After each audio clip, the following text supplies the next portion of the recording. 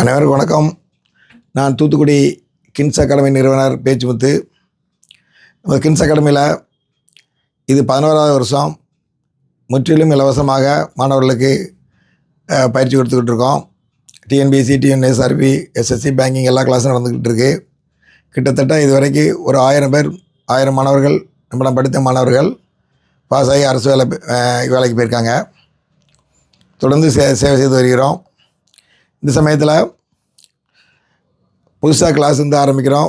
வரத புதன்கிழமை 17ஆம் தேதி எல்லாத்துக்கும் புது கிளாஸ் ஆரம்பிக்கிறோம். டிஎன்பிஎஸ்சி, டிஎன்எஸ்ஆர்பி, பேங்கிங், எஸ்எஸ்சி எல்லாத்துக்கும் புதுசாக கிளாஸ் ஆரம்பிக்கிறோம். தேவையான மாணவர்கள் வந்து சேர்ந்துக்குங்க. இப்போ இந்த பதிவு வந்து நான் புது மாணவர்களுக்காக போடுற பதிவு இல்லை. இது வேறு ஒரு விஷயமாக போடுறேன். என்னை பற்றி கொஞ்சம் சொல்லணும் அப்படின்னு நினச்சிருந்தேன். அதுக்கான பதிவு. என்னை பற்றி சொல்கிறதா இருந்ததுன்னா, நான் கல்லூரி படிக்கும்போதே என்ன கூட படிக்கின்ற மாணவர் ஒருவருக்கு, ரொம்ப கஷ்டப்பட்ட மாணவருக்கு, அவருக்கு உதவி செஞ்சு ஃபீஸ் கட்டி அவர் படிப்பை முடித்து அரசு வேலை பெற்று இப்போ வேலை பார்த்துட்டு ரிட்டையர் ஆகிட்டார். அதுபோக நான் வந்து 1996 நம்முடைய அப்போதைய முதலமைச்சர் கருணாநிதி அவர்கள் ரேஷன் பொருட்களை விட்டு கொடுங்க வசதியானவங்க அப்படின்னு சொல்லி ஒரு வேண்டுகோள் கொடுத்தாரு. அதனால் அதை அப்படி விட்டு கொடுத்து நான் வந்து ஒயிட் கார்டு, என் கார்டு வாங்கியிருக்கேன். அதில் வந்து அப்படி விட்டு கொடுத்தவங்க ரொம்ப கொஞ்சம் பேர் தான். அதில் நானும் ஒருத்தர். அதே போல் நம்முடைய பிரதமர் அவர்கள் 2014 பொறுப்பேற்ற உடனே பசியாக இருக்கிறவங்க கேஸ் மானியம் விட்டு கொடுங்கன்னாரு.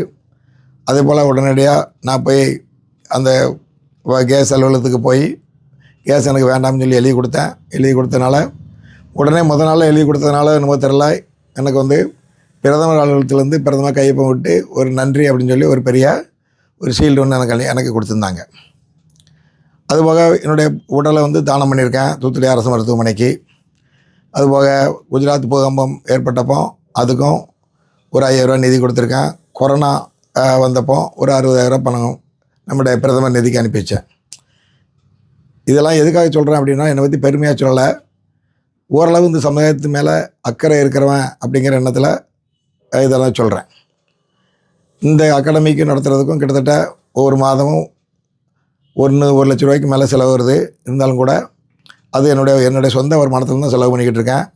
வேறு யார்கிட்டையும் படித்த மாணவர்களிடத்திலோ அல்லது படிக்கின்ற மாணவர்களிடத்திலோ இல்லை வேறு யார்கிட்டையும் நண்பரிடத்திலோ உறவினரிடத்திலோ யார்கிட்டையும் எந்த விதமான டொனேஷனும் கட்டணமும் அது இது வரைக்கும் வாங்கினதில்லை. என்னுடைய காலம் இருக்கிற வரைக்கும் அது மாதிரி வாங்கக்கூடாதுன்னு சொல்லி ஒரு முடிவில் இருக்கேன். இது எதுக்காக சொல்கிறேன்னா, சமுதாயத்து மேலே எனக்கு கொஞ்சம் அக்கறை உண்டு. நான் ஓரளவு லெவலுக்கு வந்துட்டேன். அதனால் இந்த சமுதாய மக்களுக்கும் ஏதாவது செய்யணும் அப்படிங்கிற இடத்துல செஞ்சுக்கிட்டு இருக்கோம். இந்த அக்கறையில் இன்னும் ஒரு விஷயம் இது வரைக்கும் நான் சொல்ல வேண்டாம், இது வரைக்கும் சொன்னது கிடையாது, இப்போ தான் ஃபஸ்ட் டைம் சொல்கிறேன். அதாவது ஒரு சிறந்த மனிதர் ஐபிஎஸ் வேலை பார்த்து அதில் இருந்து வாலண்டியர் விஆர்எஸ் வாங்கிட்டு அப்புறமா வந்து தமிழ்நாட்டு மக்களுக்கு சேவை செய்யணும் அப்படின்னு சொல்லி வந்திருக்கிறாரு. அவர் வந்த உடனே எனக்கு 10 வருடம் அவரோட ஐபிஎஸ் வேலை பார்த்ததில் அந்த சமயத்தில் உள்ள டிரான்சாக்ஷனை ஃபுல்லாக காமிக்கிறார். வெப்சைட்டில் போட்டிருக்கேன், பார்த்துக்கங்கன்னு சொல்கிறார் ஓப்பனாக எல்லாருக்கும். அப்படிங்கும்போது ஒரு சிறு அளவு யாராலும் அந்த மாதிரி செய்ய முடியாது, எந்த அதிகாரியும் செய்ய முடியாது, எந்த அரசியல் தலைவரும் செய்ய முடியாது. அந்த அளவுக்கு செய்யணுன்னா மிக மிக 100% நேர்மை தான் செய்ய முடியும். அண்ணாமலைக்கு அந்த நேர்மை இருக்கிறதுனால அந்த செய்கிறார். அந்த நேர்மை, அதே போல் நேர்மை மட்டும் இல்லை, துணிவு, நல்ல பயங்கரமான துணிவு, அதே போல் அறிவு, நல்ல எக்கச்சக்கமான அறிவு, அதே போல் நேர்மை, துணிவு, அதே போல் அறிவு, இந்த மாதிரியான குணங்கள் எல்லாம் உள்ள ஒரு தலைவர் வந்து தமிழ்நாட்டுக்கு கிடைக்க மாட்டாரான்னு சொல்லி நான் பல காலம் வந்து இறைவனை வேண்டிக்கிட்டே இருந்தேன். ஆனால் இப்போ வந்து கிடைக்கும்போது இது அண்ணாமலை வந்தப்போ பார்க்குறதப்போ இறைவன் கொடுத்த வரம் அப்படின்னு தான் நான் நினச்சிக்கிட்டு இருக்கேன். நான் எந்த கட்சியிலும் உறுப்பினர் கிடையாது, எந்த இயக்கத்திலும் உறுப்பினர் கிடையாது.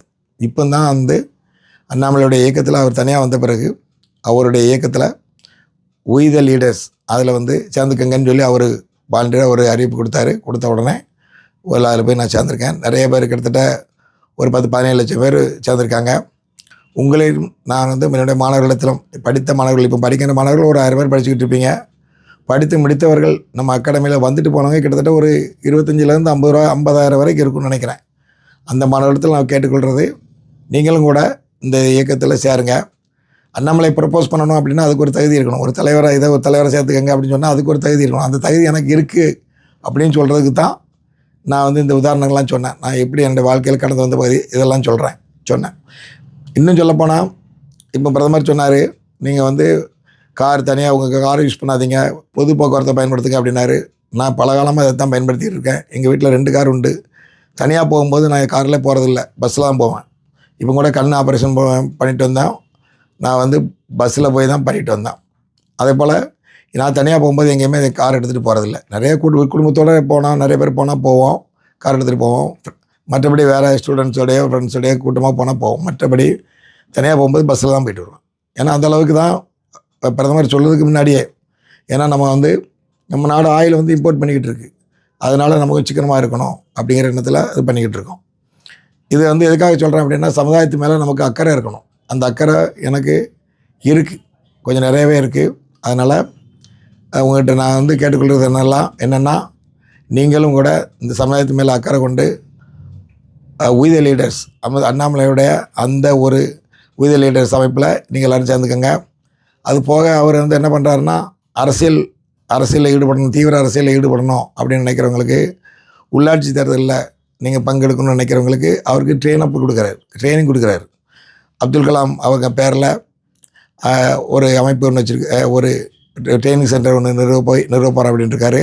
அதுலேருந்து ஒரு ஒரு கோச்சிங் கொடுக்குறாரு. அதனால் அப்படி தீவிர அரசியலில் இறங்கணும் அப்படின்னு நினச்சிங்கன்னா அதை பயன்படுத்தலாம். அது வேண்டாம், சும்மா வந்து ஒரு பேரளவு மட்டும் நம்ம இருப்போம் அப்படின்னு நினச்சாலும் நீங்கள் வந்து அவருக்கு ஒரு அந்த we the லீடர்ஸில் வந்து ஒரு மெம்பரை சேர்ந்துக்கங்க.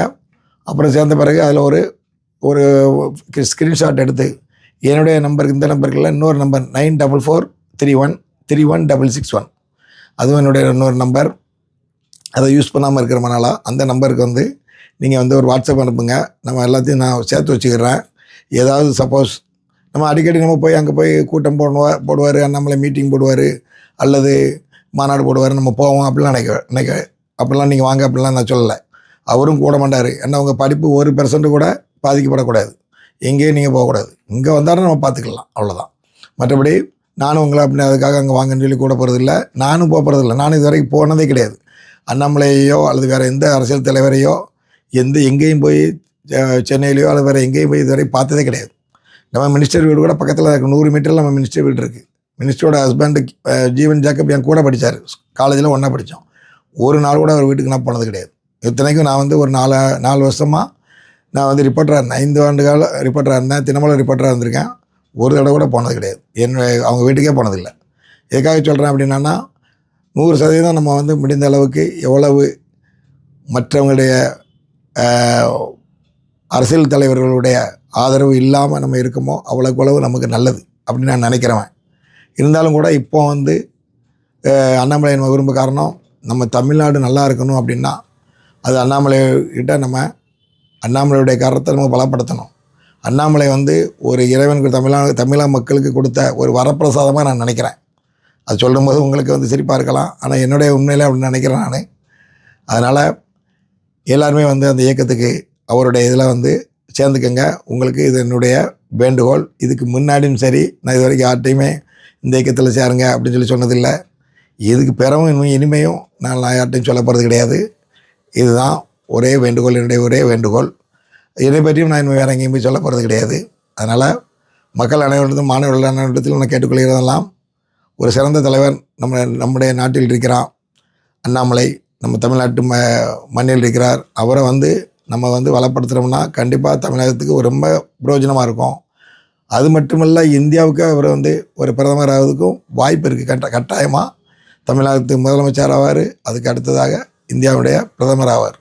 இது என்னுடைய இறைவனிடத்தில் நான் வேண்டிக்கிட்டு இருக்கேன். அதனால் கண்டிப்பாக ஒரு சிறந்த மனிதர், அவருக்கு வந்து நம்முடைய ஆதரவு கொடுக்கணும். நன்றி, வணக்கம்.